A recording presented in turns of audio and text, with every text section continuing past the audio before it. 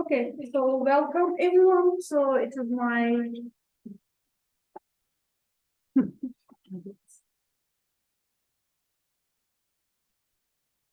okay, now we are winners. So welcome everyone. So it is my great pleasure to have Hwee Kuan here. Hwee Kuan is from A-STAR, which is a prestigious research institute in Singapore. And he's the deputy director for training and talent development in the Bioinformatics Institute in A-STAR.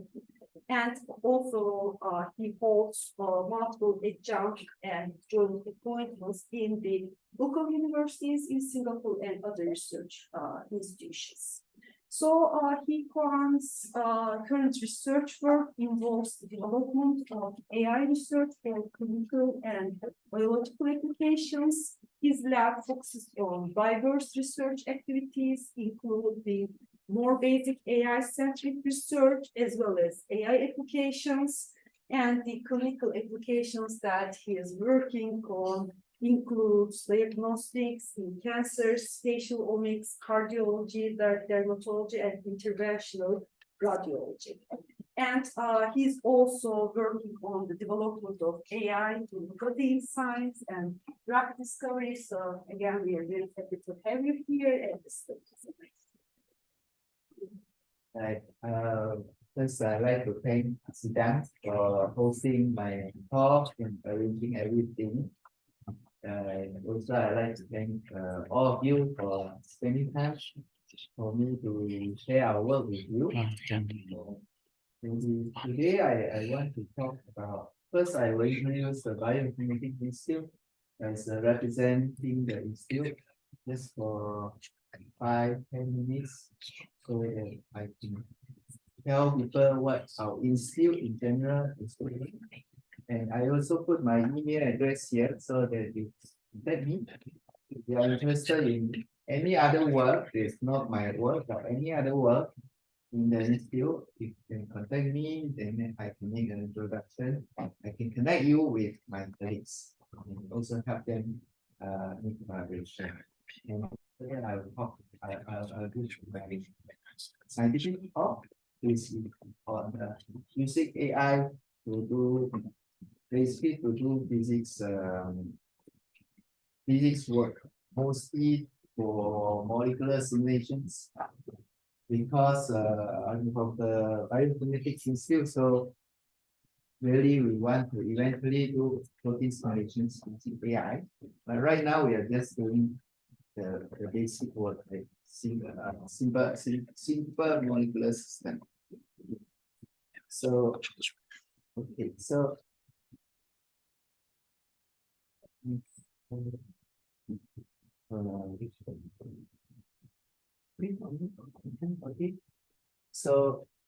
so I introduced Bioinformatics Institute BII. So this is our executive director. Basically, just this slide introduce you what we do. We host data, we integrate data, we analyze data, and then we want to create a real world impact. So we work with many hospitals, indeed all big hospitals in Singapore. We have collaborations with them, and then working with the clinicians who use bioinformatics, AI or non-AI bioinformatics to help the clinician in their work, research work. And then we are collaborating with many research institutes in A-STAR. So I just want to introduce A-STAR a bit. A-STAR is a big umbrella organization. And under A-STAR, there's about 15 research institutes. Some are bigger, some are smaller. The size of research institute range from, let's say, 100 to 400, between 100 to 400 for each research institute. Then this is the 3 pillars of excellence: human potential, new bio data analytics, and epidemic events. Under this vertical pillar, we have horizontal support. For example, biomedical data analytics repository (EAR), software development, and so on and so forth. So, okay, for human potential, we work through the whole lifetime of human, including prenatal, when the baby is in the stomach, we already do some kind of research for what we call obstetric, to study a baby, is the baby healthy and so on and so forth, right? To when the baby is born to childhood, adolescent, up to old age, we also have research on the old age, how to have a better quality of life at old age and the resilient and so on and so forth. Recently, we just put in a proposal for the old age resilient. Yeah. So old age, basically all those old age disease, right? Chronic disease, right? So hypertension, so on, and then bone degeneration and mental health is there's a lot of old age disease there. So for epidemic preparedness, we are involved in this KUIS program, KUIS platform. KUIS is a worldwide platform for hosting COVID data. So now KUIS has 14.8 million entries. All the entries, people do PCR and sequencing COVID data, and then they upload to KUIS. KUIS is the biggest platform for this worldwide COVID repository, and we are involved. This is the resident, he's a key member of the KUIS. This is not just BI and Singapore, it's worldwide, but we play a very important role. Yeah. And then we have these other programs for monitoring field spatial surveillance with the model. Already there is Moja, and then we have work with this Ministry of Health, MOH, Ministry of Health. They call it the trust platform, where they collect all kinds of data from different hospitals into the trust platform, and then they want to make a shareable platform for all researchers. So yeah, definitely we need the Ministry of Health. They have the authority to be the centralized platform. And then this is a slide on precision medicine in drug discovery. We have our national precision program, National Precision Medicine Program, NPM. So 2017, we sequenced a 10K sequence, and now we are in phase 2, 100K. In the phase 3, we want to do 1 million sequence. Okay, so with this sequence, of course, we can do many things, one of which is precision drug discovery, where we look at the mutation of individual. It's a mutation of certain protein. A certain mutation will make certain drug not effective, right? So this is the target, individually targeted drug discovery, also precision medicine. So my colleague working on this is Chandra, Cindy, and we have some doctors here, Danny Tan, and other people working in this field. And then this is these are the digital health solution. This is myself, and then we have Weniao and Lisin. This is a slide on digital pathology. We're doing a lot of digital pathology. So for myself, I'm more upstream, low technology readiness level, more basic research. And Weniao is doing more platform, more in the middle, where we have platform for annotations, AI human interaction annotations, and they have a platform for quality control. And then we have this scene with more front end. He has very good, very fast, effective software for looking at slides. You know, the whole slide image is super huge, right? Zoom in, zoom out very fast, do painting very fast, and we also do some analytics in the front end. These are cardiac program where these are the 3 cardiac program that our state is doing. This is computer X-ray angiography, where this is very invasive, where they put a wire into your artery, your vein, and then go all the way to our aorta, and then inject this inject into your artery and look for narrowing of the artery and so on and so forth. So we have our data is really the X-ray videos of this. Okay. Then we have ultrasound. Ultrasound project. This was done kind of completed at KUIS in 2019, 2018. We have spin off a company, KUIS2.ai. They have FDA approval, and this company is doing very well. And then we have cardiac CT. We call it Apollo program, which is another big program where we have 5,000 patients, basic data, and then we have clinical experts to do annotation, and all this we just use AI to do. Yeah, we do the trace out the artery, look at stenosis, look at the fat around the heart, and find them. Yeah.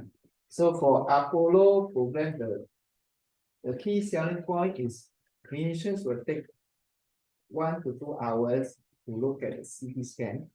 Our AI will do in less than 10 minutes. So we save the clinicians time. So these are our stakeholders, collaboration. So we collaborate with many industries. And then this is end of my introduction about our institute. And I just want to say we provide 1 to 2 years fully funded PhD attachment scholarship. We also provide internship. Yeah, just now we were discussing about this earlier this week. Okay. Any question up to now? If not, we'll go through the scientific part.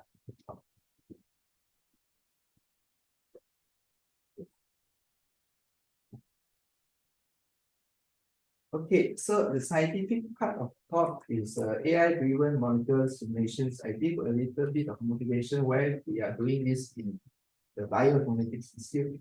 Is because we want to simulate proteins. We want protein simulations to be fast, and we want to use AI to speed up these simulations.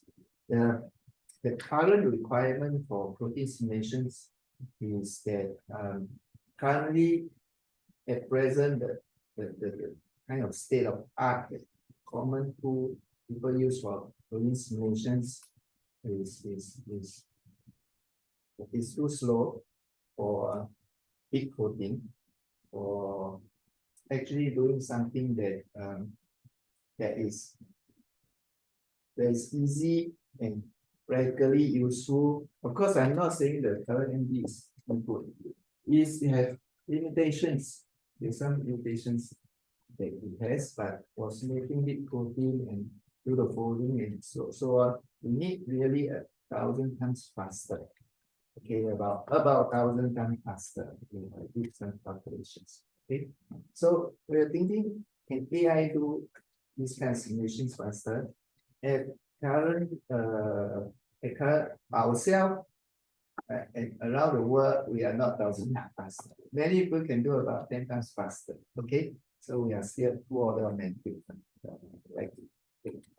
So this work is done in collaboration with many universities in Japan, the National University of Singapore, and these are the people who are collaborating in this work. So, as I said, what we are interested, we want to perform simulation of materials at molecular level. Okay, what I'm going to talk today is not protein. Okay, we haven't reached protein. First, we have to simulate simple molecule, spin system, magnetic systems, the molecules, and we have to simulate this liquid, individual atoms. Okay, we are at that stage, and we are not at the stage protein yet. Okay, so but anyway, simulations at the molecular level using AI. So I give a few examples of this. Actually, we publish a series of paper. And I will give a few examples. Okay. One of the example is what we do in quantum physics, where we solve we use AI to solve Schrodinger equation. The first author here, he was a PhD student, graduated since. So for the Schrodinger equation, you have Hamiltonian, which is a differential operator. And then Hamiltonian, in this quantum mechanics, the only thing we want to ask is the Hamiltonian H. The other things are not given.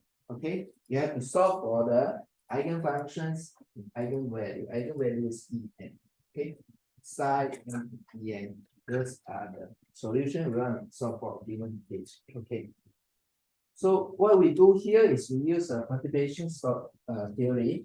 We assume that H is equals to H naught plus a E. Where H naught is a Hamiltonian where you know the solution. You know the exact solution. H naught is easy to solve, you know the solution. The B is some term that is hard to solve, but B is smaller than H naught. Okay. So then we can write the solution as easy to solve solution is psi 0, En 0. En is the energy level, quantum level, and then plus some residue. Okay. I don't go too much in detail here. I just want to tell you the idea. So we use perturbation theory, and then we use AI to solve for the loss function. This for the training loss function. Okay. So loss function saying that the E1 is known, you can calculate by hand, and E residue is unknown. Okay. So our solution should be near to the first order perturbation, so on and so forth. And then basically we train the neural network on many systems, many unknown systems numerically solved. That means it's very slow to solve all those, but we solve for thousands of them. We use AI to train to solve for thousands of systems, and then we use the same neural network to predict the solution for never seen before Hamiltonian systems. Okay. So this is our idea. This is for a test function. It's a 1D test function. You can see the predictor function and the true function is really close. Okay. The black line is the known solution, but easy to solve known solution, unperturbed one. Okay. The black line is no good yet. Okay, so this is error in the wave function, error in the image. Okay, so this is for quantum mechanics. So quite simple system, single particle. And we have other work on the spin model. This work is actually quite highly cited. We use this to predict phase transitions using neural network. Okay. So what we do is that you see, this is a spin system. Spin system, we have spin on the lattice. And then to simulate the big lattice takes long time. So what we do is we do block cluster transformation. We call it renormalization group. We reduce the lattice size. Okay. And then we use the small lattice size here. We do simulation on small lattice size, and we use AI to predict the large lattice size solution. Okay, so by doing this, we can speed up something like 16 times faster because we just do simulation of small lattice and tell AI, okay, small lattice is this. What happens if we have large lattice like 16 times? Okay, AI do the prediction. Basically, we use convolution in this.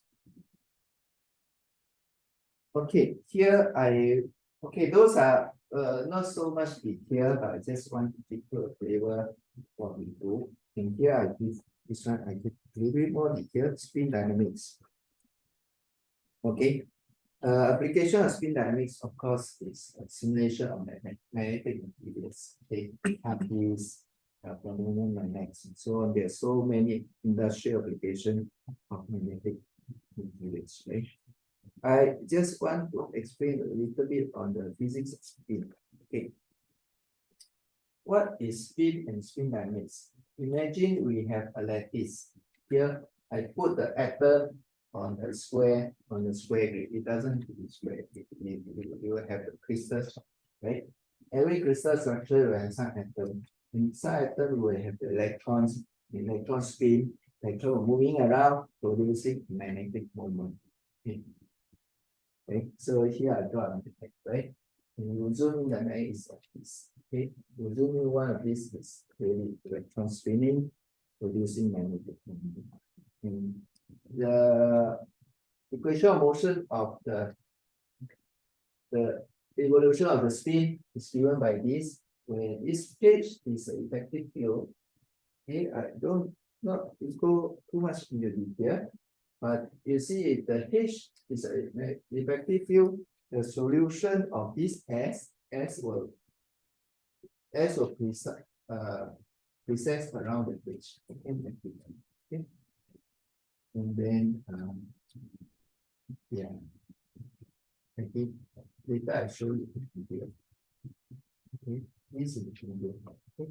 There are many spins and every spin affects each other. Okay, this spin will make this spin precise, this spin make this spin precise, this spin will make that spin precise, and so on and so forth. So they affect each other. Okay, so this is a complex system, right? Complex system. You cannot solve the solution easily because every molecule affects every other molecules. Okay, right? Okay, so we do this kind of spin dynamics without deep learning. I want to explain a little bit this. So we have a lattice, and then spin is in 3D. In spin, it precess as function of time. So this is one of these, this another of this. So we concat all the spin to a spin configuration.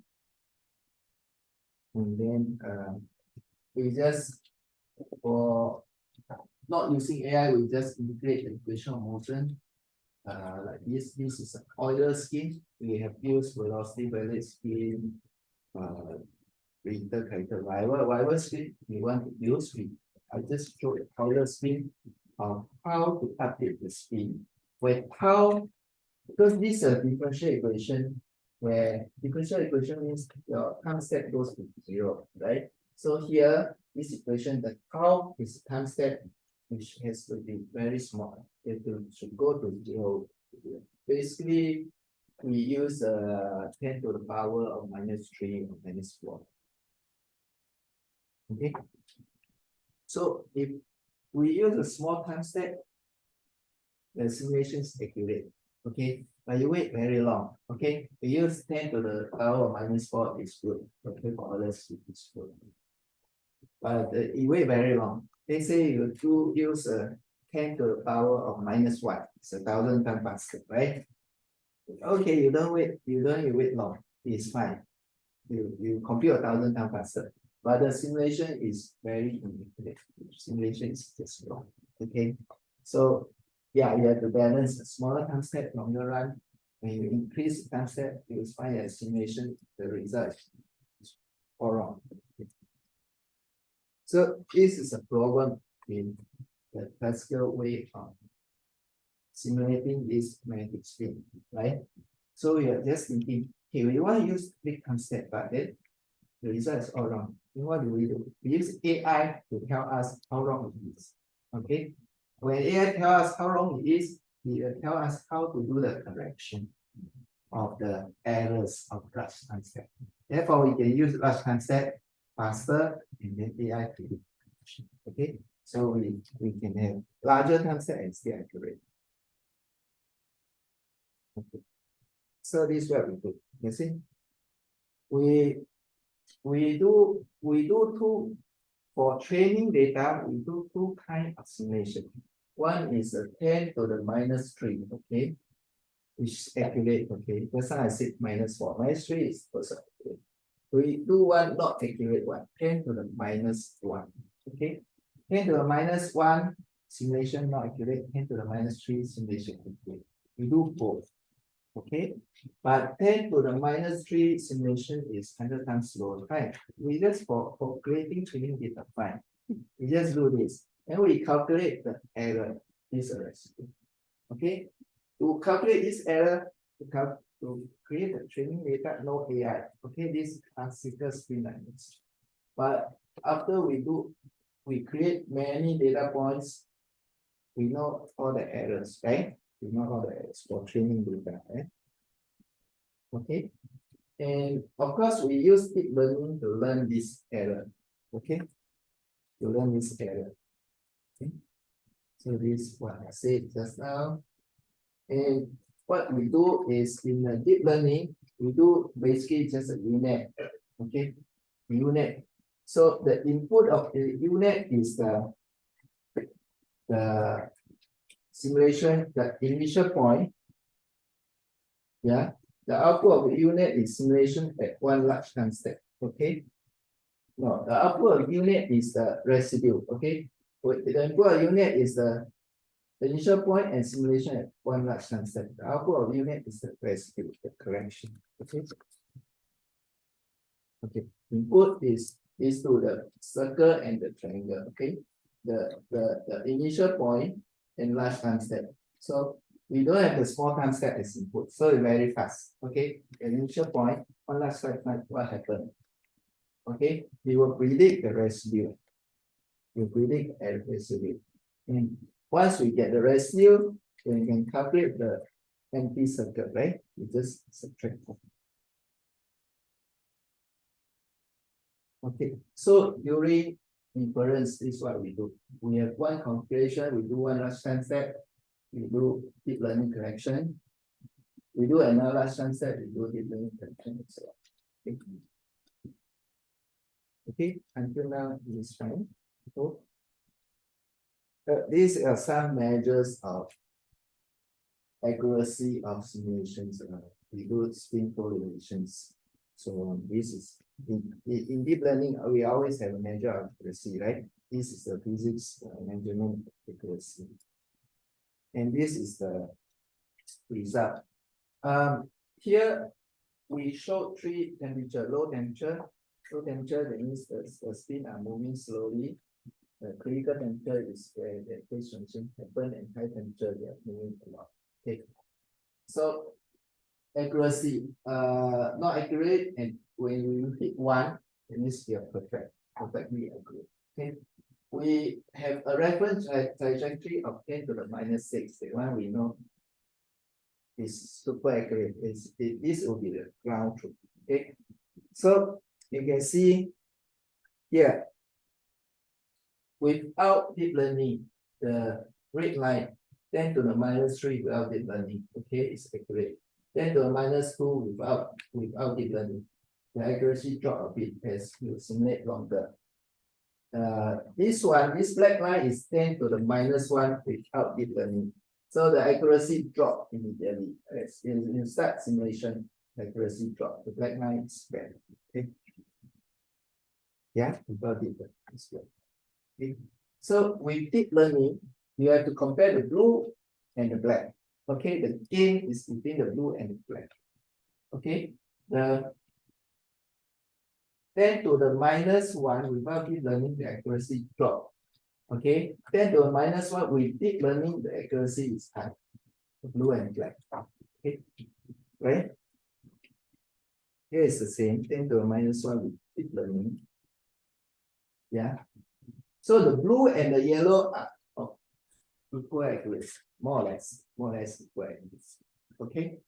That means if you want the accuracy of the yellow without deep learning, you have to do a time step of 10 to the minus 2.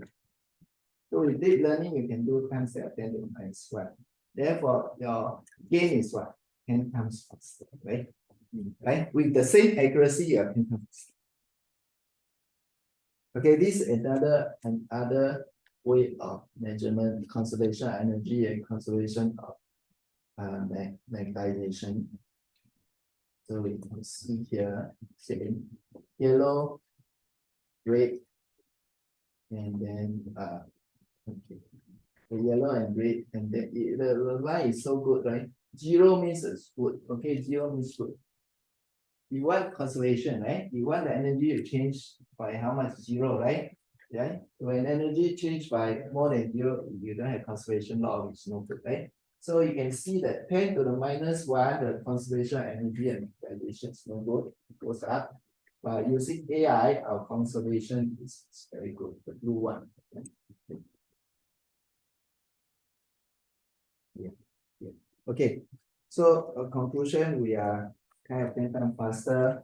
And actually now we are working on off-lattice system where I'm not ready to show you. We use Leonard Jones model, which is much more difficult. Then maybe next time we can do online or something. I can show you maybe in 1 year's time. Okay, and then after that we want to apply this kind of principles to proteins. Okay, this is the paper we published. Okay, so okay, I finished this part of the talk. At 11:30, I have maybe another 10 minutes to tell you another work, and then I will finish. Any question up to now? It was at the beginning of the talk, but how was the Hamiltonian system data you take? How you find that The Hamiltonian system, right? The quantum mechanics. So quantum mechanics, the Hamiltonian system, we can use H0, we can solve by hand, paper tensor H0, right?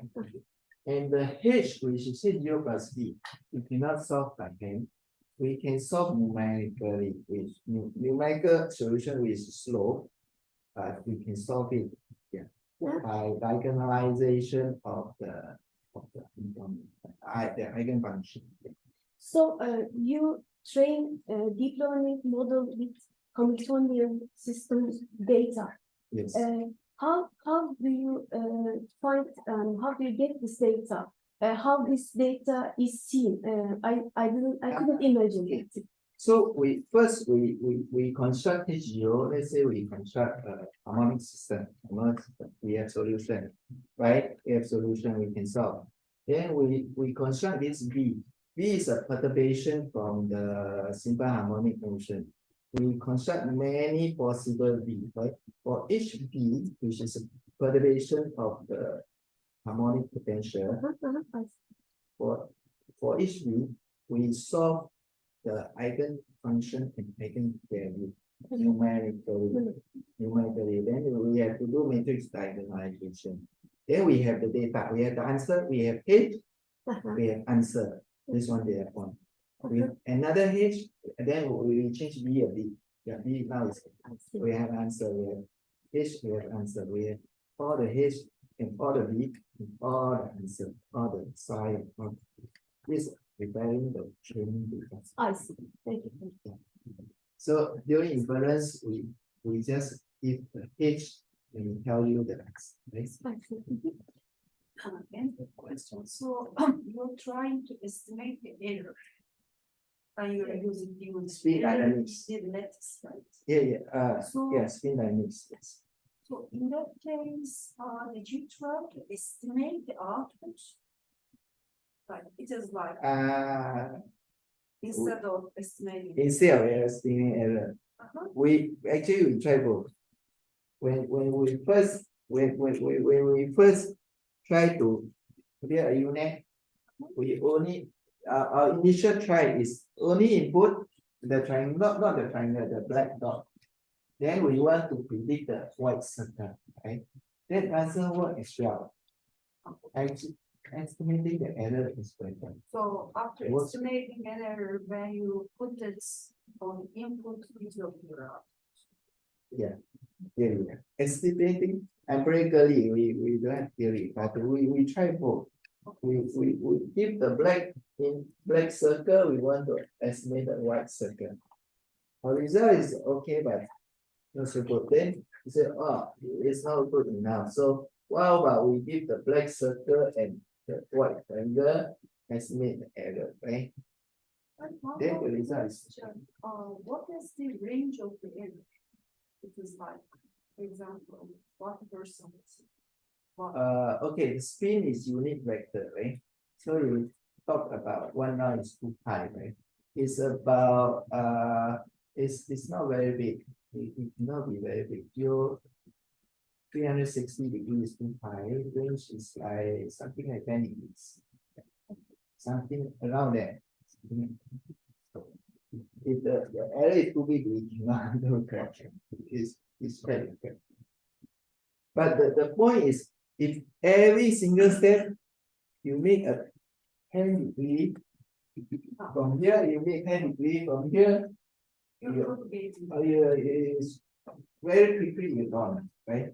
So the correction try to bring you back, right? Like here, right? Right, every single step you make some error. Initially, okay, your error is small after a few steps, but quickly you can't like that. Yes. Do you perform a regular molecular dynamics? Yes. We write our own software. Like Spin Amber dynamics or software. Huh? like Gromax or No. Okay, this is spin system. We use velocity valley. And we write our own molecular dynamics because velocity valley is quite simple. if you compare your results with those, what do you expect? Yeah, but because velocity valley is very similar. This and anyway, this is spin system. Don't do a spin, right? You have to do the protein, right? We haven't worked on protein. So we compare these results with result work that I've done in the past, and my colleague will do spin dynamics. Or that we do compare. It is good. Velocity valley is for small time step is okay. Can you actually produce the trajectory, exact trajectory, or are you just producing some sort of properties of the system? We produce the trajectory. Yes. But to bring in this word, the trajectory, right? Well, because we do MD, we all know about Lyapunov exponent, right? MD is very sensitive. We have basically the trajectory is correct only when the time step goes to 0, right? When the time step, even if it goes to 0, the initial starting point, you put a bit, the true trajectory will diverge. And you measure this divergence by the Lyapunov experiment. This is not numerical, not depend on numerical speed. It depends on the system. Lennard-Jones system will have their own Lyapunov exponent. This Casimir spin will have their own Lyapunov exponent. So the trajectory, yeah, we produce a whole trajectory, but we have to also keep in mind the effect of Lyapunov exponent. Yeah, there's no one trajectory that's totally correct. Eventually, trajectory will diverge. Yeah, we produce the whole trajectory here. So yeah, for some of our work, we want to calculate the Lyapunov exponent, then we realize no matter what we do, we cannot escape. Lyapunov exponent is a physics, right? Yeah. For example, so Born's factor is Yeah, it will diverge. Yeah. Okay, thank you. Good question. Thanks. So I have maybe next, yeah, this one. Yeah, here we solve the focal plane equation, which is stochastic. So in this way, I introduce 3 things: quantum system, spin system, and the stochastic system. Yeah, so this done with my PhD student and then postdoc. Sure. So we try to solve the focal plane equation. I explain why inverse problem later. So focal plane equation is very commonly used and is used for many stochastic processes. Really, it's a first order expansion of the master equation. Okay, so you can solve the stochastic differential equation or you convert this differential equation into a focal point equation. Here, I explain the symbol here. Symbol. Okay. P is focal plane equation you can have high dimension, but for this work is only one dimension. Okay, to do the like the integration. Okay, so we use one dimension time independent focal plane equation. Time independent doesn't P that means that P does not change. Okay, P is a distribution, it will change over time. Okay, so let's say I take dust particle. I take one piece dust particle, I put here. And this time 0, you know it's here. Probability that is there is 0, right? Then I let go and try again. So the probability that this dust particle is delta function at time 0. And let go, the probability distribution start to spread. Okay, this is diffusion, right? And some time later, the probability that is there is some non-zero probability. Right? Okay, so this is P. P is the probability distribution. G and H are really the physics behind this equation. G and H govern the physics. Okay, P is observation. Because I put a dust particle later. Actually, when we did this experiment a million times, a trillion times, I measure, right? So I can measure P, but G and H is really the physics, govern the physics behind this stochastic system. Okay. So our question is, we want to solve inverse. Why? Because we are saying, okay, we observe some phenomena. What is the physics that drive this phenomenon, right? So we observe P, then we ask, what's the G and H? Right? H is the diffusion of cohesion. How fast the distribution spread. G is a drift. Okay, diffusion. Let's say I put a dive, I blow, right? So the drift is in that direction, right? So G and H, we want to find G and H when we do our search. Okay. So okay, so we do a neural network to say that we have input and we want to do prediction at some time interval, right? Yeah, n delta t minus n delta t plus t. Okay, and of course we have observation, right? We have observation, right? Right. This is a prediction, but we have observation. Assume we have observation, right? So we want to adjust the neural network, the weights, so that the prediction fit to the observation. Okay. Okay. Then where to get G and H, right? G and H is inside here. Once our prediction fits to the observation, we have G and H inside. We go open up the neural network, look at the G and H value inside. Okay. Okay, this is what we do. Okay, we have P, G and H is the weight. Okay, so this area is H times P. It's here. This guy is that guy. And what is G and H? Is the weight of the neural network. Right? After training, we look at weight, we know G and H. Okay. Okay. And then this guy is a convolution of the second order derivative. Okay. And that guy is a gradient. The weight is really a convolution. Okay. Then really we just get this. Okay. And then we get this guy, right? We get this guy. This guy is this guy. And this guy is just this guy. This one is here, right? This guy is here. And this guy is the unstack. Okay?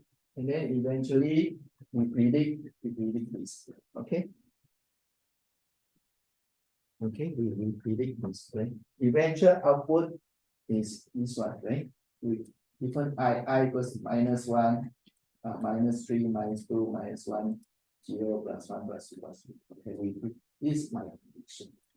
And this one, delta T of T is an intermediate result. Okay. And when you train this, okay, when you train this, there's no weights to adjust except where The only way is G and H. The only place we can adjust G and H is convolution. It's a fixed second derivative convolution. So nothing is okay. The only place and we train this until we can do the good prediction, then we read off the rates G and H.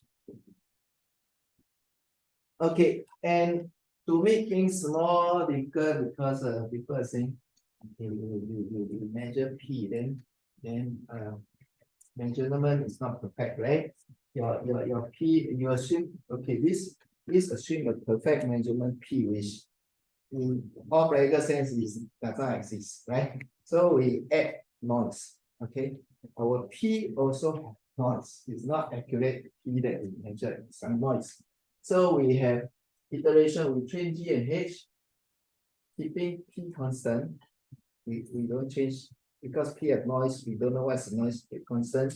After we train G and H, then we train P.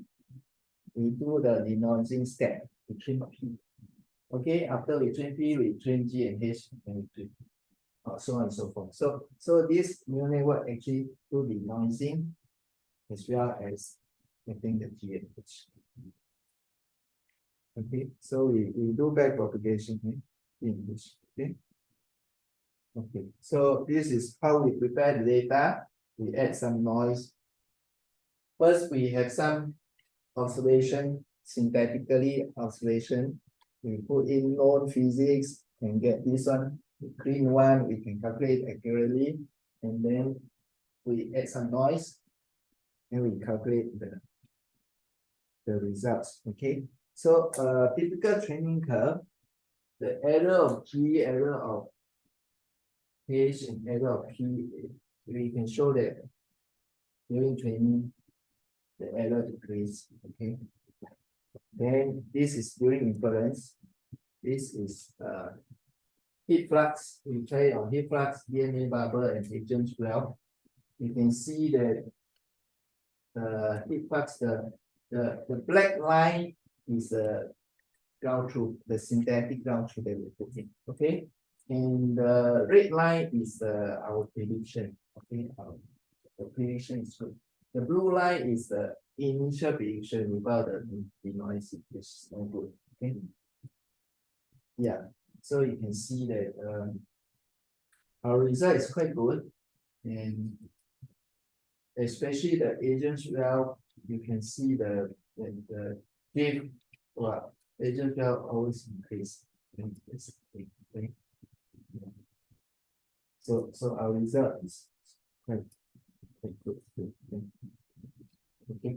So we want to uncover the unknown G and H, uncover the physics, given noisy observation, and we can also do imaging. Okay. And this is the reference for this piece of work. We also have code. Thank you very much. Any questions?